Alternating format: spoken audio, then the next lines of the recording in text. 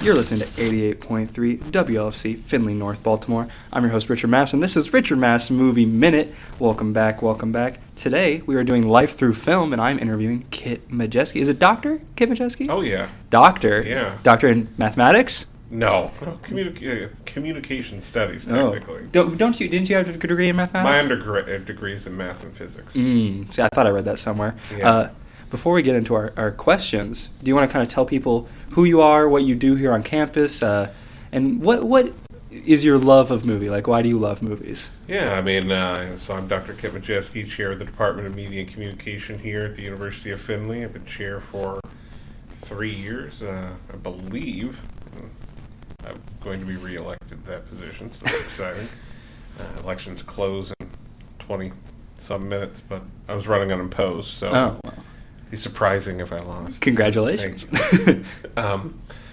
But I study film. I mean, that's what I do. That's what I wanted to do. When I was young, I mentioned that I wanted to do... you mentioned that I did math and physics. That's because when I was young, I sort of pushed towards, making money, and I thought there'd be money, and there probably is money in that, don't get me wrong. But I hated it. I was good enough to do well, but not good enough to succeed, I guess I'd put it that way. And as far as what brought me to movies was that I was a child of the 80s, which meant, one parent split completely and the other one had to work, so I was raised on the TBS Superstation and reruns of James Bond movies and Planet of the Apes and things like that. And even when I did see my father, that's what we did. We went to the movies, and so movies sort of became like this thing that provided what Kenneth Burke calls equipment for living. And I've had to be very careful not to actually let movies dictate how I live my life, because of course the movie world and the real world are very different things. But movies are just such a culturally significant thing that have guided people for so long. I don't know if they will anymore. That time might be gone. We'll see, because things turn to YouTubes and TikToks and things like that. I don't know if movies hold the same cultural weight that they used to, but I'd love if they did, because I still love them. I love the movie-going experience. I love going to the theater. I wished I was younger and healthier, that I could sit through, like we were just talking about, The Brutalist being near 4 hours. Yeah. That's a hard sit for me anymore, with my sciatica and things like that. But nonetheless, I still love going to theater is my preference, for sure. Yeah, similar to you, I love film, and I switched from doing education. Well, I guess not necessarily be like, because that's where the money's at. There's no money in education, but it was more of a confirmed job, especially because there's less teachers now, and so I kind of went into that thinking, I have a confirmed job, like I'll get a job as a teacher, but and there's nothing against the education department. But I kind of realized going here, doing the radio, this is what I wanted to do. Like, talk about movies, work with, in communication, do something creative is kind of how I've always wanted to work. Passion over. Yeah, I mean, I enjoyed the teaching part of it too, but it's the most fun is these kinds of talks and the experiences when I get students that are actually wanting to engage with them and stuff like that. The class is a little hard because there's always content that needs to be gotten through, as opposed to a more relaxed conversation that can happen outside of the classroom. And so, it's not that I don't enjoy teaching or anything like that, but even when it's a film class, you got to get through the content of the course for it to count, essentially. Whereas the one thing that I really wished Findlay had, and this is a conversation to maybe consider, is we rethink some curriculum things, but some sort of upper level film class where you could really dive into Hitchcock or film noir or romantic comedy or film history or things like that, because we really only have the one film class. It'd be nice to have more. Well, I think we are going to get into our questions now, actually, now that we've done that little intro. Are you ready? Absolutely. Okay. Well, the first question I have here is, what's a film that you wish you could live in for a day? You sent me these questions ahead of time, and I had to sort of think about how to not answer in a way that, one, I would have answered last time we talked. Sure. But also wasn't cliche or repetitive. So I'm going to try my best not to repeat any films for some of these. So that was hard. This one was really hard. But back to the idea of not just being serious all the time, really finding some enjoyment. I think the answer to this one for me, the kid in me is going to win and say I would love to live in Los Angeles in the world of Who Framed Roger Rabbit. Okay. Like, I think it would just be, I mean, to have that reality where, like, cartoons are real. Yeah. And Toontown is a place you can visit. There is a certain joy to that I definitely could use right now. A piece that I could really use right now in my life, in the world we're in right now. And I think that's where I would want to be. Yeah. I'd love to see Bugs Bunny, as like your neighbor. Messing with Elmer Fudd or something like that. Yeah. And just, watch Yosemite Sam blow his butt off without really getting hurt, sort of a thing. Yeah. Not the Judge Doom and the dip portion of it, but, the post that version of Who Framed Roger Rabbit would, and plus that was a good fun time for movies and the world and stuff like that. And, that looks, they really made that look like a fun time to be in LA. So. Yeah. I think it's interesting how movies have kind of stepped away from that mix of 2D and real life animation. It's probably because it's incredibly hard to do, and they've more focused on like mixing like CG characters and. Yeah, there's a movie that is out or just came out or just left. It's got Kristen Stewart and Stephen Yeun in it. My wife just was like, "Hey, watch the trailer. Do you want to watch this?" I don't know why I didn't. I was like, "Yeah, I saw the trailer. It's just not hitting for it." It looked like if WALL-E was now, but not fully animated kind of thing. But there is some mix there. But yeah, you don't see a ton of that anymore. I think people are quick to write off that as not like not being realistic enough. But on the flip side, like you can't please the internet. The Fantastic Four trailer drops, right? Yeah. And the response is The Thing is, half the people are like, The Thing is too comic accurate, and the other half are like, The Thing's finally comic accurate. Yeah. And it's, practical effects will always be better than CGI, or we finally are able to do what we wanted to do the whole time. And so people are never happy. Yeah. I did watch that trailer this morning. It was when it came out, right?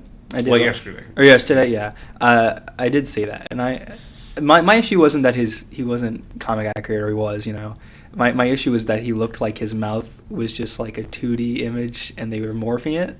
Yeah, I could see that. It has that kind of look to it.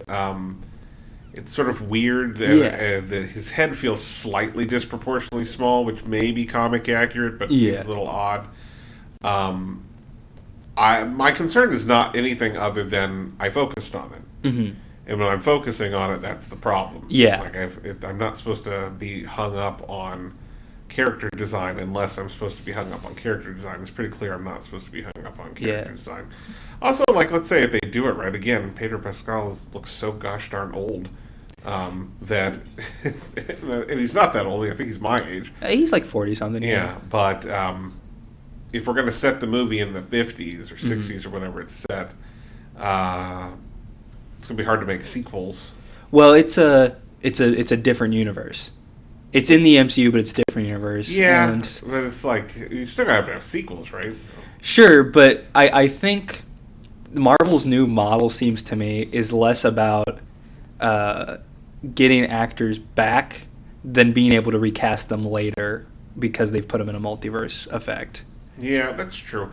I just think Marvel's kind of lost its. I do think lost its grip and lost its way. Well, and I don't want to say because they have had some good movies. What do young people say? Lost the plot.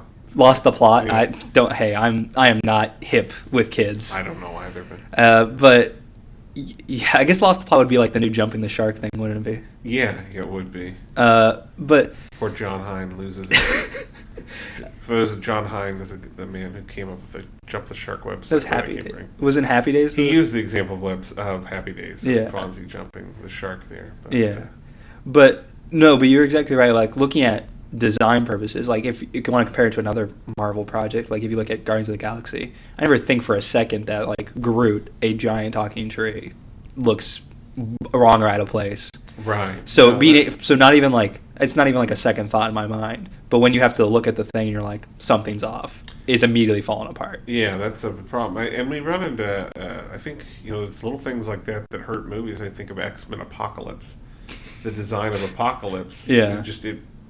It didn't sit with the rest of the way the original X-Men looked or that reboot series. And it just sort of created this odd look that didn't work. I mean, there's plenty of other things that also didn't work about that movie, but like it's just one example of a film where that happens. If you're paying attention to what you're not supposed to be paying attention to, it's a problem. Yeah, so. It's the same way when there's a good movie soundtrack, you don't notice it. Is what I've always said. You never notice it, but as soon as it's bad, you're like, that was horrible. Yeah, and there's a couple of movies where. Once I get most of the way into the movie, I start realizing how good the soundtrack is. And there's been a couple of that used to be such a big thing in the 80s and 90s. Then it kind of died away, but James Gunn sort of brings it back with the Guardians of the Galaxy movies.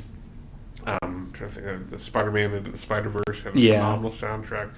The Cruella movie had a phenomenal soundtrack. So there's some films that still do that. But. Yeah, I will say. Maybe that's my least favorite thing James Gunn has brought back. I think it's come on too heavy again. The needle drop. I mean, it is part of the aesthetic of Guardians of the Galaxy. Mm-hmm. Did it work in Suicide Squad? No.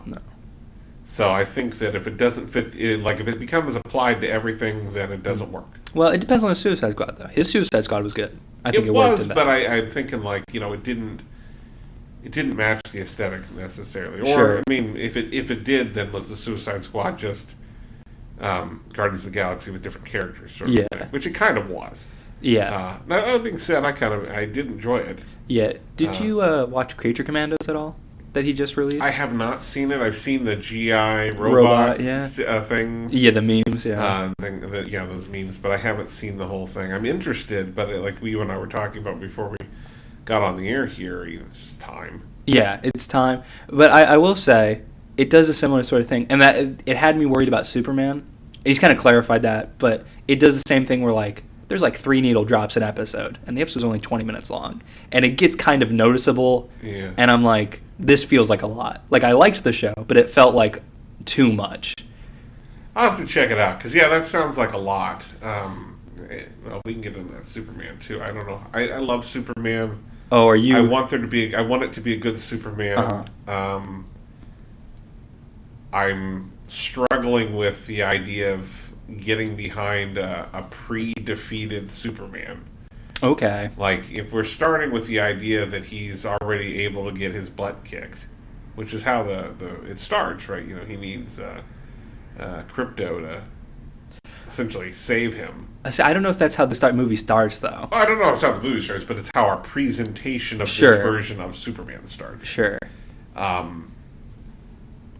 don't know. But I'll give it a shot. I mean, I gave Man of Steel a shot, and I gave Batman vs. Superman a shot. I'll give any Superman movie a shot. So. I'm incredibly optimistic. I think we talked. That's my favorite superhero ever. Yeah, you mentioned that. I love Superman. I'm excited to see Crypto. I think that's great. I know a lot of people complained about the suit. I like the suit. I don't like that didn't bother me. I don't like the collar, but that's just a personal preference thing. It's not that I think it looks bad on the suit. I've just never been a fan of when they gave him a collar in the comics either. It's just not my thing. I don't know who this dude is. David Cornsweet? Yeah. David Cornsweet? Yeah. That's his name, Cornsweet? Cornsweet. Well, I mean, that's fitting for a guy from Smallville. Yeah. They might as well just change the name of the character from Clark Kent to David Cornsweet. Yeah, really. That's more on the nose of Midwestern farm boy. Cornsweet. Cornsweet is his name. It's perfect, isn't it? It's real. Did you know Cornsweet is a thing too? No, I did not. No, there's I learned about this last year because I was driving by a cornfield, and like there was like a haze above there's some sort of, I think it's a chemical reaction or something like that. But once the corn starts getting little tassels and stuff, there's some I don't remember, but there's something called corn sweat. Now don't hold me to that. I could be totally misled, but interesting. Yeah. Huh. That's not like just two words they threw together. It's an actual thing, apparently. Wow. I mean, isn't everything just like two words thrown together? It feels like it. Does, yeah. But he was in that new Twisters movie. Didn't see that. It was pretty good. He was in the sequel to X. What's that one called? Sequel to Pearl. Pearl. Pearl. That's right. He's been in a couple other things. I think he did a lot more TV acting. But I appreciate the fact. Same with Rachel Brosnahan to an effect. They did the same thing with like the original Superman, where it's like relatively unknown actors for Clark and Lois. Rachel Brosnahan's very famous. She's been in several TV shows. I would say nowadays, TV shows like prestige TV, because she was not Miss Marvel. She was on Marvelous Miss Maisel. Maisel, Before that's that, what she had a pretty strong recurring character in the House of Cards show. Sure. Having two shows stuck on streaming, I would not say is the same sort of success as like a film star. No, definitely not. Definitely not. Is she, not that it matters, but is she significantly older than him? Maybe you just know her, so I think she's older? I know, I think they're about the same age. Okay. They're both like early 30s, I'm pretty sure.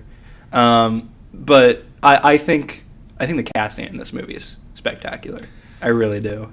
I mean, it's interesting. Obviously we're basing it off a 2-minute trailer with a lot of music playing on it. But I'll bring it back a little bit to the point we're making about the thing. The only complaint I have is the Nathan Fillion haircut, and not the haircut itself, but back to the point where then we're focusing on the character appearance than what's happening in the film there. Sure. And we're seeing a lot of this. What's the problem? Well, why weren't they ever comic accurate? This is exactly why they weren't comic accurate to begin with. Because it doesn't necessarily translate so well, and it looks kind of hokey whenever it is. And who knows? It might work, but I am a little concerned at all the characters that you see in there. Yeah. What's the guy playing Lex Luthor? It's Nicholas Hoult. Hoult. Yeah, that's right. I like him. Good actor. I enjoy really good his actor. Stuff. Yeah.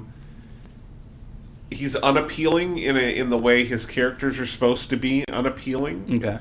Even though I actually found him kind of endearing in that Renfield movie. Yeah. I enjoyed that. So I think that's pretty good. Lex Luthor's a hard character, though. I hope that, I hate praising Kevin Spacey in the world, but Kevin Spacey did a great job. Sure. And of course Gene Hackman did too. Jesse Eisenberg, I don't really care for at all. So it's not really fair. But other people didn't like his performance. Yeah. So I hope the Lex. I would rather just see battle after battle between Luthor and Superman than a wide cast of characters. We've seen this with superhero movies from the beginning. When it was Batman versus 1 or 2 villains, it worked. But when Batman starts going against 3 or 4, it gets to be too much. And it's always been the case, and I hope they don't do that. Yeah, I'm also worried, maybe not necessarily about the villains in this, but more about just like the supporting cast in general. Because while I am excited to see Hawkgirl and Mr. Terrific and Guy Gardner Green Lantern, I kind of just want a Superman movie. Well, that's what I'm saying. Yeah, it's not just the villains, but it's all these other things. Like if we're making a Justice League movie kind of a thing. I did not give that a shot, by the way. I mentioned all the Superman movies I gave a shot to. I didn't give a Justice League a shot to. Yeah, that movie's bad. Zack Snyder's one isn't horrible. I'm sure. Yeah. Yeah. But yeah, no, I want a Superman movie. Like, I want to see Superman. Especially because we haven't got one 10 years now. Yeah. Like a real Yeah. Superman movie. But we haven't got a Superman. How do we not have a Superman video game? Because they can't make one good. They can. It's hard. Why don't they? They can. It's, in my mind, it's difficult to make a video game about a guy who's basically impervious to everything. Not everything, but then you'd have to like find. That's something they do in the past. Like, oh, there's some excuse like he's in the video game. It's Superman 64. Like it's all a digital world. And then in like Superman Returns game, it's because everything's made with kryptonite. And then like at a certain point, it's like, okay, I get it, but so let me fly around beating up bad guys for sure 20 hours. But then it lacks a sense of danger. Yeah. Eh. I mean, let me be. Look, I want to. Let me not let if Souls games and Souls S games can be popular, Sure. where you have to stink in order to ever get good. Shouldn't the exact opposite work, where you just never have to be challenged and kick everyone's butt? There's got to be something cathartic there too, like a god conflict kind of game. Sure. I don't know, but I am cautiously optimistic for this movie. I hope it. I hope it. I'm going to be there, no doubt. I'm going opening day. I've already decided. So I'm not worried about me not going. Yeah. I don't care how bad the reviews are, how good the reviews are, Sure. or anything like it's Superman. I'm going to be there. And people are so divided on this just because of Henry Cavill, the way he was sort of taken out of the role. Yeah, I thought he did a good job though. Yes, I think he was given a horrible rendition of Superman, but he did a good job otherwise. Yeah, I think that's fair. Yeah, I think Man of Steel is the best version of his version of Superman. You know what I mean? Yeah, Man of Steel's problem was, they dedicated the last hour of the movie to one very long fight. Yeah. And it didn't need to be that long. Yeah, and that fight also it feels like it goes against everything that he's been taught up to that point, or everything Superman should be, because he shows a lack of care for the environment, the people around him. Yeah. Yeah. I still when they try to address that in Batman vs Superman, they don't even really. They move past it. They do to a point. I say I will appreciate that a little bit. I think the opening of Batman v Superman is really good because it gives us a great reason to see why Batman hates Superman. Yeah, they get there, but then it just kind of fizzles out. Sure. Yeah. There's another one. If that movie had just been about Lex Luthor instead of Darkseid, yeah, it probably would have worked. It probably would have. But no, we gotta. Yeah. Anyway. Moving on to our next question. What's a film that always brings you comfort no matter what? And this is another one where I was like, say Roger Rabbit here. And then I know I've talked about Fletch and Clue in our previous discussion, how those movies bring me that comfort and that joy. There's something, as we talked about, enjoying a movie where there's still problems. The sort of hyper-masculine approach of a Die Hard always brings me comfort and joy every year. And so the problem is there's so many things that I want to say to that one as I think about what's a movie that always brings me comfort. And what's comfort, man? That's hard. Do I feel warm and cozy? Do I feel satisfied? Or do you feel seen by a movie? I think a movie that always brings me comfort, probably though, is Planet of the Apes, the original Planet of the Apes. One, because I do have that childhood nostalgia. It is it's a well put together story. It's got a moral and a message that's fairly easy to understand even as a child, but it still resonates with adults. It's got a nice twist at the end. It looks really good. It showcases there's so much that brings me joy about watching that movie, and it brings me feel comfortable. So I would probably say the original Planet of the Apes for that one for all those reasons. But again, I could toss out any number of James Bond movies, or Commando is another one. I just feel very, very good watching Schwarzenegger go kill a bunch of bad guys. My mother really likes Commando. It was one she got me to watch when I was younger. Commando's great. I watched it again recently, and I still pretty enjoy it. It's a very classic 80s action movie, in all the best ways. It's supposed to be a parody of those movies in many ways, but it does it so well. It just is it's just the shining example. It's very odd. In many ways, it is supposed to be a parody, but it does it so well that it's actually just perfect. Yeah, and it's very, very strange. But I love the one-liners in that. Oh, I was about to say some of the best one-liners. Yeah, so good. Doesn't he throw a pole through him, or he puts him up on a? Oh yeah, hey Bennett, let off some steam. Yeah, great. Yeah. It's just perfect. Yeah. You don't get any that's maybe some of the best Arnold stuff. Yeah. The best line I can't say. Sure. Yeah, on the radio, but my second favorite is when he's got the one guy who was the guy from the Warriors. the guy that came up with the "Hey Warriors, come out to play." Oh, He okay. beats the bottles together. He's in that movie, and he plays a bad guy. And towards the beginning, Schwarzenegger looks at him and says, "I'm just gonna kill you last." And you only get like 20 minutes later, and he's got the guy dangling off a cliff, and he looks at him and he goes, "Remember when I said I'd kill you last? Yeah. I lied." And he just drops him to his death.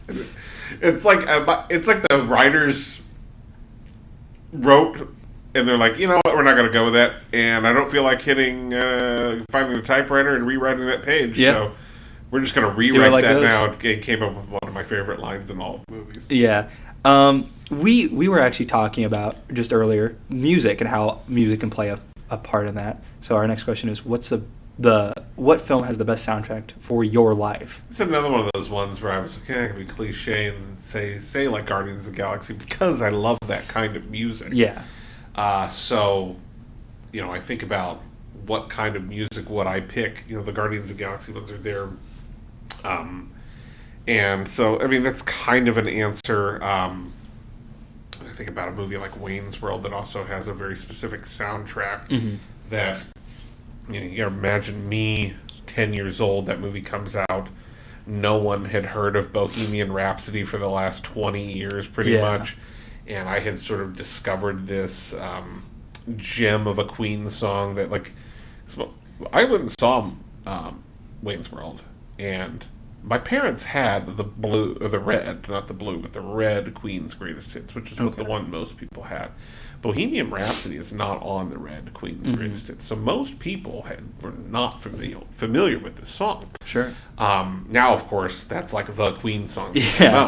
But that's owed primarily to Wayne's World, and so there's something about that song and the way it was like a new discovery, like finding new culture that's old culture, and gives me a sense of pride and joy. And it's another very almost selfish thing I like about movies. But there was the pre-film bro internet terrible journalism, because it's not real journalism, world of film. I remember it was 2004, and I went to my mentor in college, and I was like, I bet I could come up with a website where I got to talk about movies and what there's joy about. I bet people like that. And he was like, maybe, but who wants to listen to that? And at the time, he was probably right. Now, of course, the thing. But anyway, there's as there is something, you see it dripping from the film bros. That's why I don't like it. Yeah. But there is this sort of joy of knowing something about culture that other people don't, which, this is where Family Guy starts, right? Family Guy, you felt superior to others because you understood the references and stuff like that.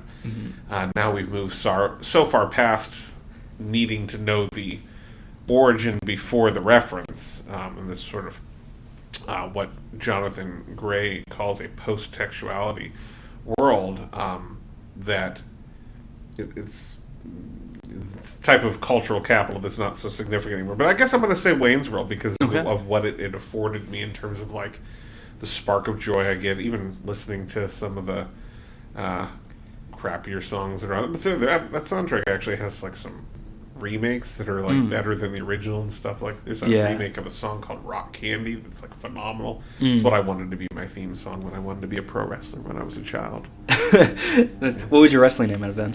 Oh jeez. Everyone called me the Mauler Medjesky. Okay. Yeah.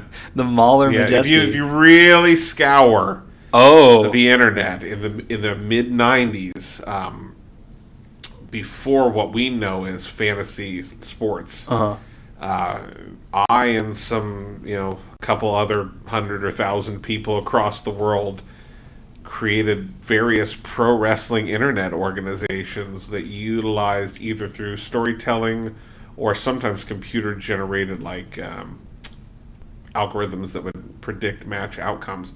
But we had a whole entire internet wrestling leagues that we would create characters for and storylines for. And I'm proud to say I was a world champion of 4 different organizations when I was 16 years old, 14, 15, 16 years old. To the point I actually, my English teacher let me explain it in English class in 9th grade once. I got to teach the whole lesson explaining these things. So. Yeah. So if you really look, you can find Chris Mahler Medjesky stuff I'm about to look on that up GeoCities and Angel Fire and Tripod websites, which are things that you probably wouldn't know. But No if idea. anybody that is a late Gen Xer or earlier millennial, they'll be like, "Oh my God, I forgot about GeoCities," but no, they won't. They probably won't. Yeah. I think going on to the next question, what's a film that mirrors a personal struggle you've faced? We talked about this off air, and I was talking about Marriage Story being one because I've gone through a divorce, and Adam Driver's character in that is hard because he has these ambitions that he feels like have been stifled from his ex-wife, and maybe that is true, and maybe that isn't true. He's got a temper that he doesn't want to have, but comes out, and these are all things that especially pre-therapy, I really related to. Now I watch that movie again, and I see, like, it's weird. Therapy helps me see that movie through the wife's eyes better than his eyes a lot more, which has really helped me in my personal relationships.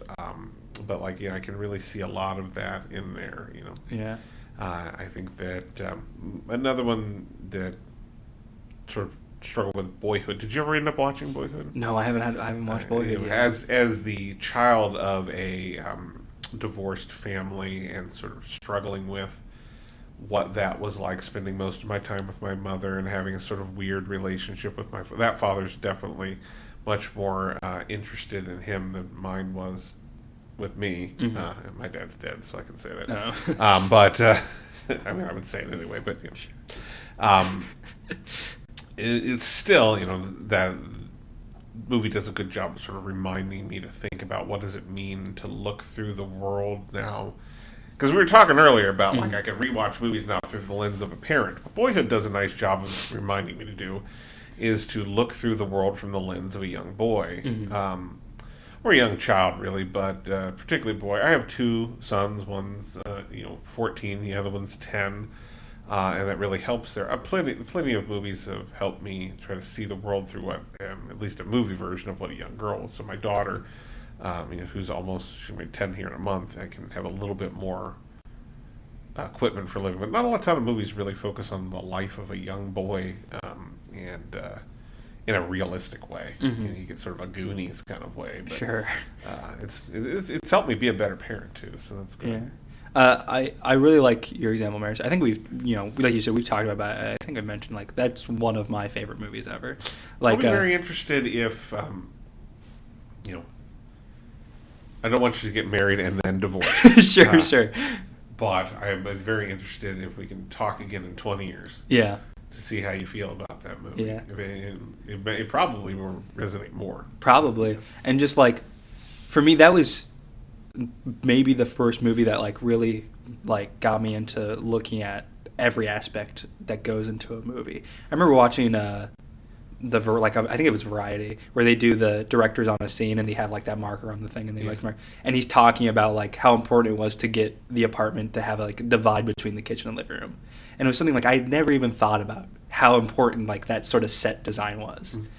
And it just it kind of clicked in my mind oh, so much goes into this. That scene is, expert on many levels. The dialogue in that whole movie is fantastic. But just that simple thing of seeing that divide between them, and the drastic shift of tile flooring and a plain white background versus the carpeted warmer side is spectacular.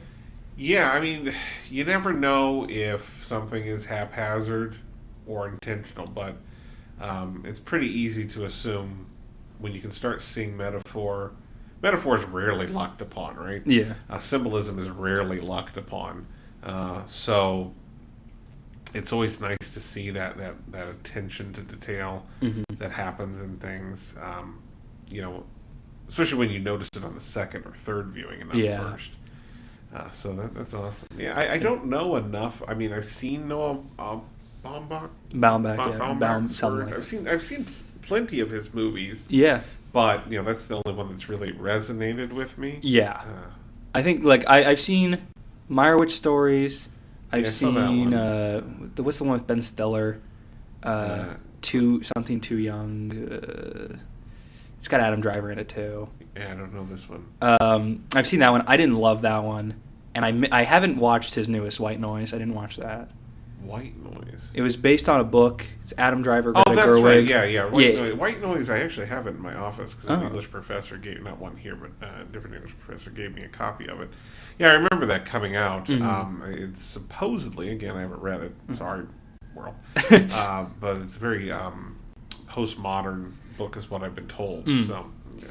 Yeah, but no, it's like you said, like of the like several Noah Baumbach movies I've seen, Marriage Story is like so much better. Not to say that his other movies are bad, but like it's like this, because I know because most of it comes from personal experience. Because I know him in real life was going through a divorce. I know Scarlett Johansson had just come from a divorce. So like there's a lot more like personal experiences in that movie compared to like I think maybe some of his other ones. Yeah. There's a level of authenticity to it that he really shines through. But no, fantastic movie. But kind of going into that, you said you did therapy through that, or like you after that, and kind of came back to it. So like, what's a film that made you reconsider a belief or opinion that you held? So sort of changed you. Yeah, and I was trying to remember, did I talk about this last time? But I think probably the easiest one for me to point to is Chasing Amy. Chasing Amy is a movie that, in a 2025 lens, looking at what does it mean to be queer, what does it mean to be a person or a young person, I'm sure through today's lens, it's riddled with holes and problems like moldy Swiss cheese. But from the lens of 1997, from the lens of a young man growing up with a particular ideology that would not have been supportive of that, to be exposed to that really changed how I viewed not just the world, but who I was in the world. And humbling is the best way I could put it, because, at that point, because of my exposure, most of the world looked and acted like I looked and acted. And even if that was because I was looking and acting like I was told to look and act, it still was the case. I grew up in a world where, depending on the cultural context, people of Hispanic, Latino, Mexican descent were white people in certain contexts and not in others, right? And it all made sense, just the same way as, being queer in any way was not a thing that I didn't know anybody. Although, I'd say I didn't know anybody, but I loved watching old episodes of Hollywood Squares where Paul Lynde was the central character, the middle square kind of a thing. So I didn't know what I didn't know, and Chasing Amy sort of put a light on what does it mean to be a person in general, and it made me really, really rethink, okay, I'm not the main character. Yeah. Because other people in this world live lives that are different than mine, and even though that may or may not be me, they still exist. And it's hard, man. Sometimes I get very frustrated at the idea of not being the main character. I think every human being Sure. does. Like, there'll be times be just been driving in a car and people won't go with the lights green or something like that, or just like, somebody was walking into the grocery store and they choose right in the middle of the doors is when they're going to look through their purse for their checkbook or something like that. I slipped once and said it, and my wife now is repeatedly loves the phrase that came out, a turn of phrase. I called other people avatars of inconvenience. And sometimes it's hard for me to remember that I'm also someone else's avatar of inconvenience.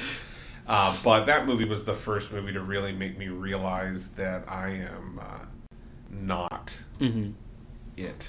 Like, the world ain't just me. Yeah. People that look like me and act like me and think like me and talk like me. And I think Kevin Smith would probably be the first to say, no, it doesn't hold up in today's view, but what it was trying to... And I think this goes back to something you and I talked about.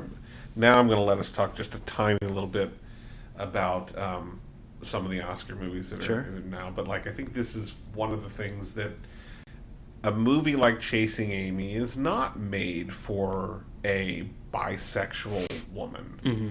A movie like Chasing Amy is made, I think, primarily for the seemingly straight white dude who doesn't know people that look like that or act like that. Much the same as I think a movie like Crash, as ridiculed as it is the audience of that movie is not a movie where people are very aware of the intricacies of racial dynamics and intersectionality and stuff like that.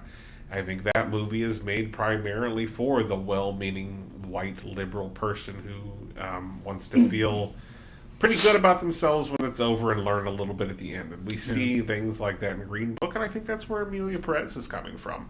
I think that's where a lot of its appreciation for the themes, and I don't necessarily even agree for that one if it's doing it right. Mm-hmm. I think as the more I settle on it, the more I think, no, it's probably not. Mm-hmm.